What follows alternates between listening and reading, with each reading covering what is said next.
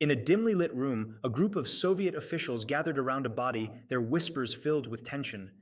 All eyes were on Malinov, the acting leader who stood trembling after the execution of the chief of police. As the room grew still, someone asked a sharp question. Can you ever trust a weak man? This moment sparked a deep reflection on what it really means to be weak and the consequences that come with it.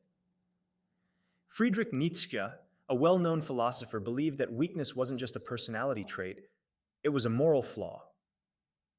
He thought that when people were weak, they weren't just failing. They were lying to themselves to avoid facing hard truths. He explained this idea through a story about unrequited love.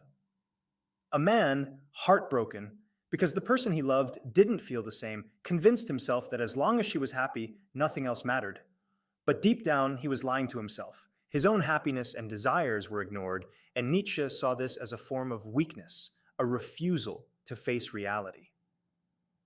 Nietzsche also had a lot to say about human relationships and how people deal with rejection.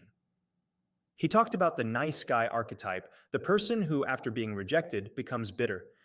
Instead of accepting that they weren't right for someone or that they needed to improve, they start blaming and criticizing those they once admired.